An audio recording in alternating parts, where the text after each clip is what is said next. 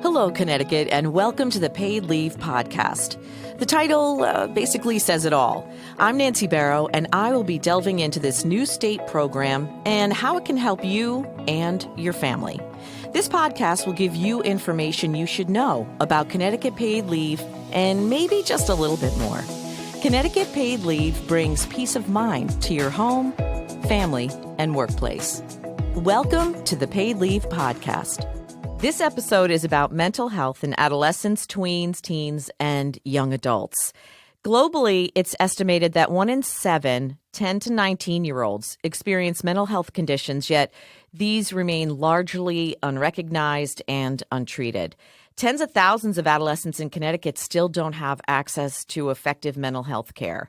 Poor access can lead to not getting a correct diagnosis or a misdiagnosis of mental illness in kids and adolescents, and an increase in use of emergency rooms for psychiatric issues, and is a risk factor for severe mental illness, substance abuse, failure in school, and entering the juvenile justice system. National studies show that 1 in 5 kids, children and teens, have mental illness, but only 1/4 of them get services. That leaves about 125,000 children without mental health care right here in Connecticut. This is where Connecticut Paid Leave can help. Many people may not realize that mental health issues can be a serious health condition and can allow up to 12 weeks of income replacement under Connecticut Paid Leave. If you or your child needs treatment for mental health issues, it must include incapacitation and treatment from a mental health professional. And you can take the leave all at once, like in a block, or intermittently if you have to drive your child to the healthcare provider and you have to take time off from work, or you can do reduced schedule, like if family therapy is needed, so you may have to take afternoons off so you can all get together. Either way, there's a lot of flexibility with Connecticut Paid Leave. Joining me today is Dr. Laine Taylor. She is the medical director at the Village of Families and Children in Hartford. And prior to working to the Village, she was assistant professor at the Yale Child Study Center and worked on the child psychiatric inpatient service for 7 years. And did you get your MBA in business healthcare when you were in med school? Yeah, at the same time. Okay. Overachiever right there. And not only that, but you completed general psychiatry residency at the University of Arizona, and you did a Child Adolescent Fellowship at the Yale Child Study Center in New Haven. You certainly come to this podcast with a lot of knowledge and experience. So thanks for being here. Oh, it's a pleasure. Thank you so much for having me. Well, can you tell me exactly what a medical director does at the Village? Yeah, it's a combination of clinical work as well as administrative work. But at the Village, there's a unique opportunity to additionally do advocacy for policy that's related to mental health care for adults, for children. And so I have the opportunity to be in some rooms to really talk to people who make the laws that help with creating Connecticut Paid Leave and those kinds of amazing things that are transformative for our families. A family comes to you concerned about depression and anxiety in a 10-year-old. So how do you assess the situation, and when do you know if it should be inpatient or outpatient? How do you recognize that, and what do you do? The beautiful as well as challenging thing about working with children is that sometimes it's not as black and white. When I worked with primarily adults, and I do sometimes work with adults, but primarily adults, it's a little more clear-cut, still quite gray because we're talking about the mind, right? But with kids, it can be pretty gray. There are some definitive things that say you need to be in the hospital, and that at least is clear-cut. If you are a danger to yourself, meaning that you have actually harmed yourself in a grievous manner that could cause injury, or you are a danger to others in which you identify a target or someone that you want to harm or potentially kill, no go, straight to the hospital. Right. Everything else can be pretty gray. Yeah. And so sometimes you can have a family walk in the door and you can say, yes, you're appropriate for regular weekly therapy, outpatient care. But there are many levels, and we're really fortunate in the state of Connecticut to have a multitude of levels of care between hospital and outpatient that can really provide support to families and kids. So it's really, sometimes you can know, yes, in fact, this kid is struggling so much that they indeed need more intensive services, or they definitely need outpatient. But usually it takes a little time to get to know the family and the children to discern that more specifically. Because it is sort of a systemic situation with the family. Oh, yeah. And that's the thing that again, is very cool, but also challenging with working with kids, is that so many systems touch kids, right? We're talking not only about families, we're talking about social peer groups, we're talking about school, we're talking about their community. All of those different pieces play a role into how you consider and think about working with kids and families. Interesting that you said that it can be more gray with kids. Are they treated differently for mental health issues than adults are? Yeah, definitely. You are always considering multiple systems with kids. Sometimes with adults, you can be just dealing with that individual and talk about what other areas touch them, like work or family, but not necessarily have to engage said individuals. With kids, you're automatically thinking about interacting with, talking with the school, thinking about interacting with family. Maybe even talking about how to engage their friends. But it's so much more like village-like approach to the work that we do with kids, which to me is very filling. And that's why I like working with them. Yeah, it's. I bet it's very rewarding because you probably see the results and it can alter how a family works together. Because when there's dysfunction in the family, do you treat the family all together as well? Do you do a lot of group therapy or family therapy with them? Yeah, that's actually highly recommended. I will say that the way that our healthcare system is set up, it doesn't really lean toward allowing for more intensive family work. I think that, I've been able to, I've had the fortune of being, going abroad and studying some abroad in mental health, and other countries can kind of make provisions to allow for families to be more engaged. But here in the U.S. typically, and again, not to plug too much, but Connecticut paid family leave has made a major difference in this, and families are still learning about it. But so many times before this existed, caregivers would have to say, I either have to work and pay the bills, or I can show up for therapy, for treatment for my kids. Right. And now you don't have to make that kind of like black and white choice. You have opportunities to allow you to be able to do both and really show up. And that's how you can make a difference in families, is when they show up, when you can engage them more directly. Because we have those systems in place. It's just, how can you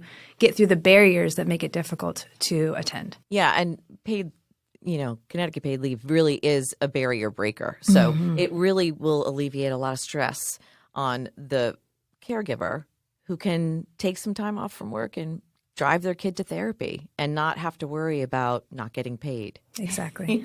It is a beautiful thing that we have this in Connecticut. How did you see COVID affect kids and young adults in the past 3 years? Because it's almost 3 years ago that it all shut down. You hear a lot about the impact of the pandemic on worsening rates of anxiety and depression in kids. And I think that is very true and very real. But I think another piece that really needs to be highlighted is the developmental trajectory of those kids, right? So kids that, when you're a school-age kid or even high school, you are learning how to figure out your independence. You're learning to figure out like how peer groups work versus your family works. And how do you navigate without, adult guidance, sort of social strata. And that was all interrupted because the only way that kids had connection was through computers, right? Through social media. And so that three-dimensional experience of being present with peers, the three-dimensional experience of being in school, that was really cut short by the pandemic. That's at the best situation. What also happened very seriously here in Connecticut is we had 70,000 kids who the school system just lost. Like, they didn't know where they went. They weren't registering for school. They weren't showing up for the classes. They were just gone. And so you have all of those kids, and these are kids in our more urban cities, Bridgeport, New Haven, Hartford, Stanford. That didn't have access to computers or? No, the computers were put out there. It's just that you had to engage. You can't just give a computer to a kid and say, go to school. Right. Even the most motivated kid's going to struggle with sitting in front of a computer for, 6 hours a day. But you then think about the kids who are already on that disengaged level, already at that high risk for not completing school, and then they were gone, literally gone. And so we're just now starting to be able to pull those kids back in, and those school systems are working really hard to do it. But that's, as you pointed out, 3 years. And when you're 43 like me, 3 years is nothing, right? Right. But when you're 16, when you're 12, when you're 10, 9, that's a lot of time for your development. And so it's a huge, huge change and a shift. The cool thing is kids can make it up. Kids are so resilient, and they can make up like lags in development. We've seen that time and time again. But it does take investment by adults who really are there and will consistently be there, even when they're struggling with their anxiety, even when they're struggling with severe depression, even when they're struggling with aggression and anger, because kids are angry too. And that's something that is anecdotally noted by a lot of my colleagues, not only here in Connecticut, but across the nation. Kids are just angry. Since COVID. Oh, so yeah. This brought out a lot of anger. Oh, yeah. Tell me why. Tell me what they were dealing with and why it's manifesting itself as anger. I had to be honest. I don't think we have a really good handle on why it is. Yeah. But I do think that there's something around the social isolation. I think there's something around sort of, while we think of the internet as this global access, it's a very narrow place to be. So you can funnel yourself into very narrow thinking, into very narrow sort of exposure. Especially through social media, right? Because it has those algorithms that sort of pin you in a particular direction. Right. And so that's probably a part of what has happened. And they had like nothing else to do. Yeah. Right? They didn't have anything else to pull them away from that, going to school during the day, those kinds of things. And so that's a complete hypothesis. We still don't fully get it, really but it get is it. definitely something that is being observed. So I read somewhere that Black and Hispanic adolescents are often diagnosed with behavioral aggressive issues like ADHD rather than mood disorders. And would those two types get different treatments? And is that kind of indicative of racial disparity in mental health? Yeah. So, yeah, it's such a profound question that you're asking, because even before the pandemic, there is a real issue within medicine and psychiatry in which there is a bias in training that I think is only now starting to get some light shed on it, where programs are actively talking about these issues where you could call into question use of words like violent when you're talking about a child's behavior, right? But there are racially laden undertones when we use certain words.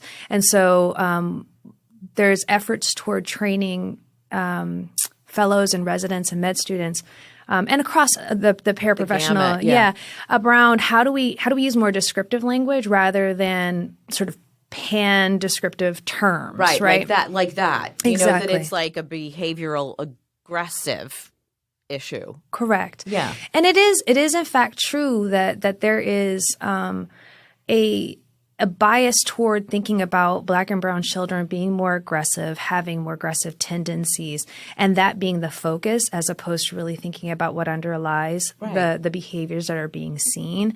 There is, systems have taught us time and time again when a Black or a brown person demonstrates anger, that they are suddenly more dangerous. Right. And so then that can lead kids to have more interventions in schools with police engagement, that kind of thing, where people are feeling more threatened as a result of an expression of their anger. That's very true. Within the system, within child psychiatry, it does tend to funnel Black and brown kids more toward behavioral interventions as opposed to like thinking about trauma treatment, right? Or anxiety or depression. And if you look at the diagnostic criteria for depression specifically, when you're thinking about kids, irritability is a part of it. Yeah. Not for adults, but for kids, irritability is a part of it. And kids don't demonstrate that I'm sad all day long, every day kind of thing. They can have happy days, but still be quite depressed. And when they get really down, they may not just sort of internalize and feel sad and cry. They may lash out and externalize is what we call it. And so if you're trying to just treat aggression, it's going to lean toward kids being on heavier duty medications like antipsychotics instead of depression, which would lead to antidepressant medications. So it's really about making sure that the whole spectrum of the picture of the kid is being considered. And I think that bias is something that pervades every system that touches a kid.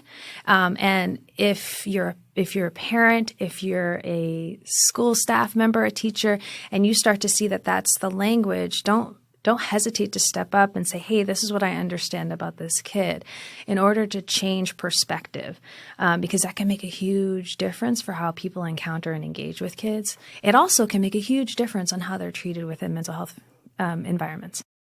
When you have mental health professionals that look like them, I feel like that will also normalize for them that it's okay. Yeah.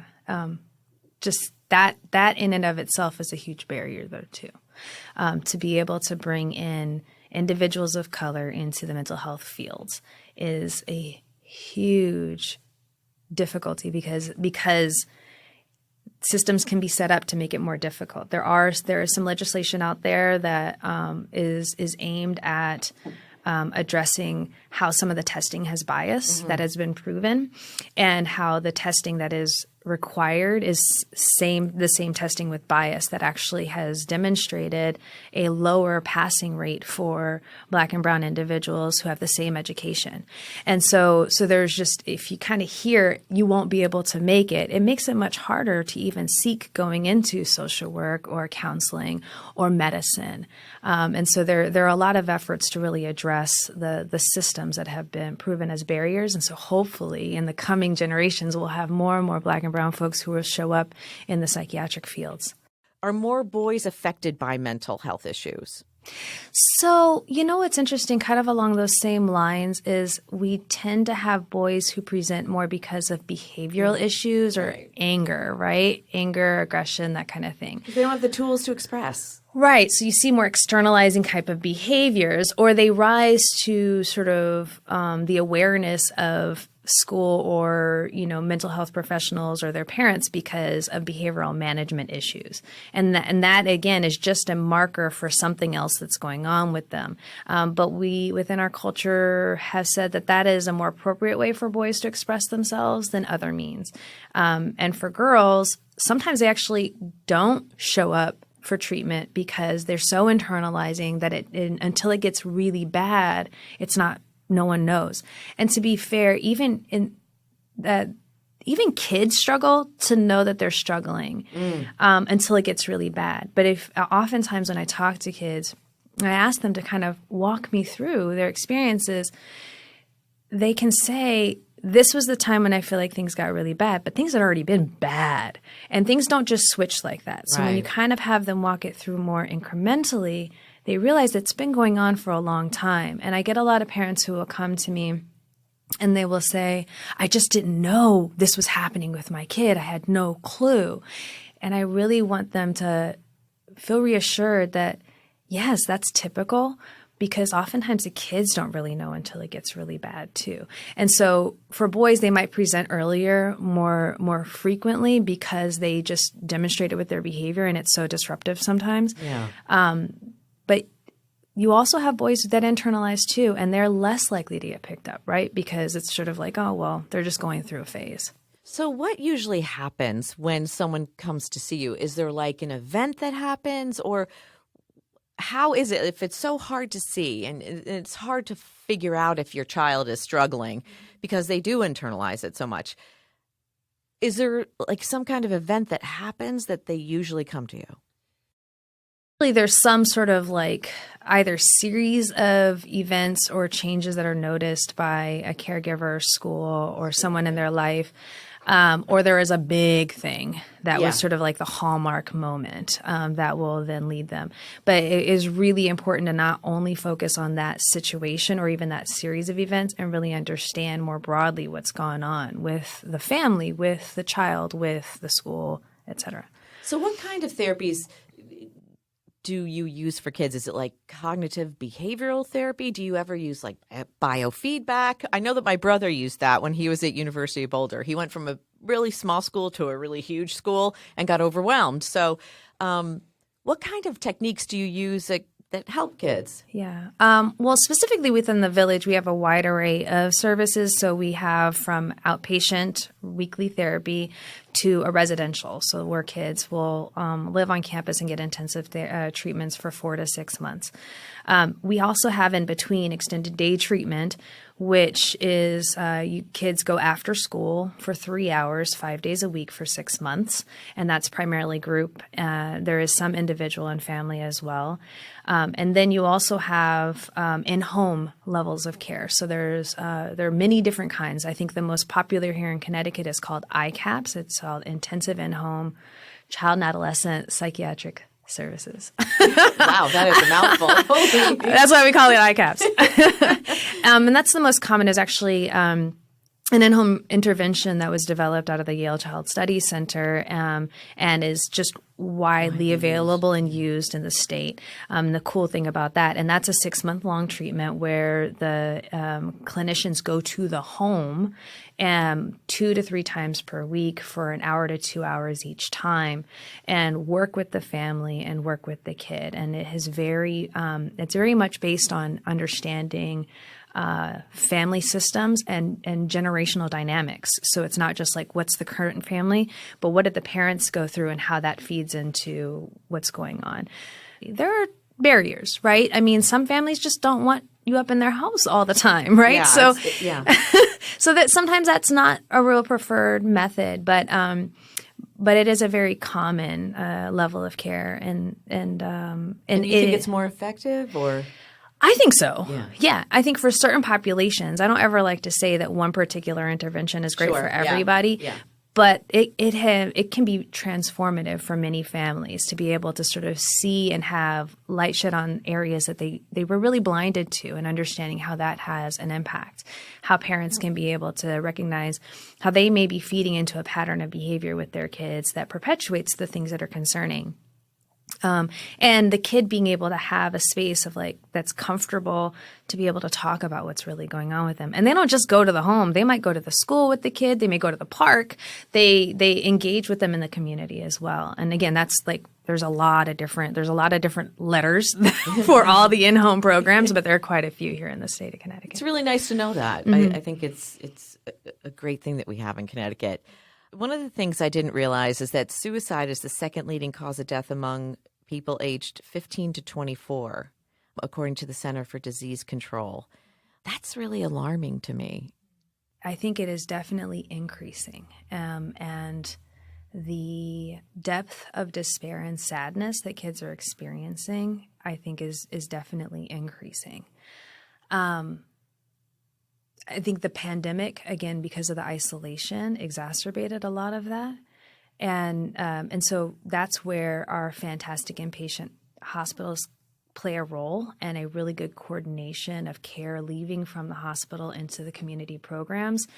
The in-home programs actually are particularly useful for kids who are struggling in this way, because they actually have 24/7 crisis support, so that they don't have to go to the emergency department if they struggle for a night. They can talk to their clinician oftentimes, in the middle of the night if they need to, in order to get some support. And the idea is to prevent hospitalization, because hospitalization is like the ICU for mental health, right? Right. No one goes to the ICU and is like, okay, I'm cured. I'm better now that I've left the ICU. You always have a step down from the ICU.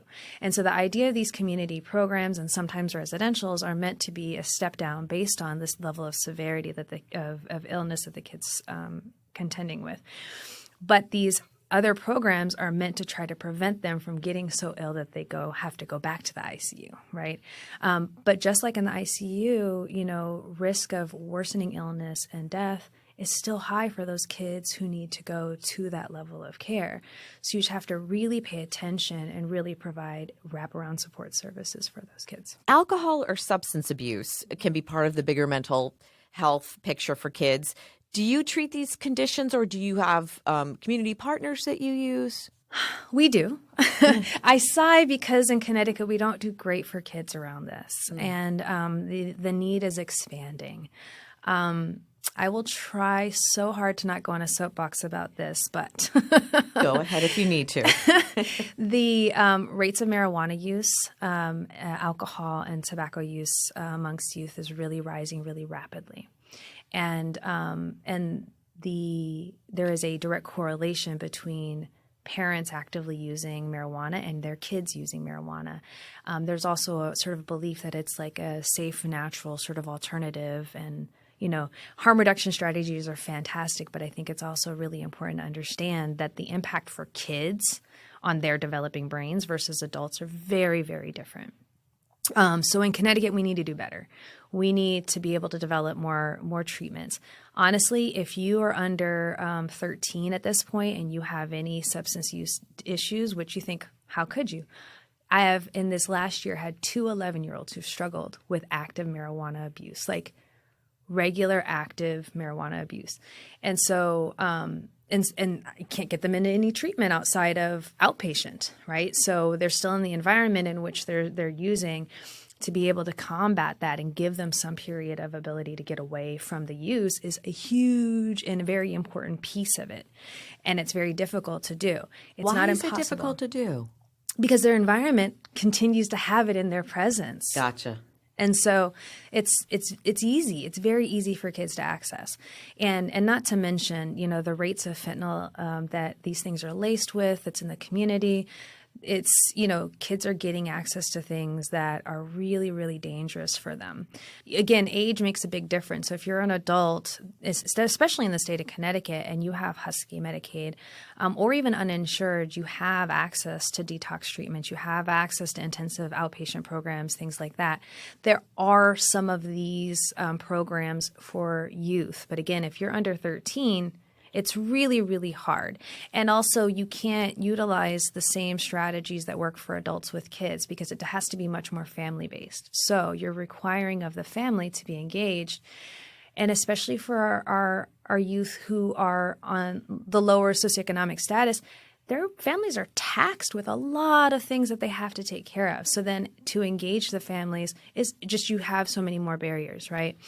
So there are a lot, we have so much more room to grow. And I'm hoping that in the, coming years, some legislation will come out, as well as, there'll be real efforts to create appropriate interventions. We do have MDFT in the state of Connecticut, which is in home specifically for youth who have substance use or are at risk for adjudication, incarceration.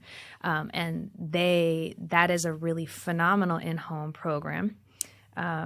And then at the Village, we have that as an outpatient. But so there's something. There was a CNN report that said 40% of U.S. parents are extremely or very worried that their children will struggle with anxiety or depression.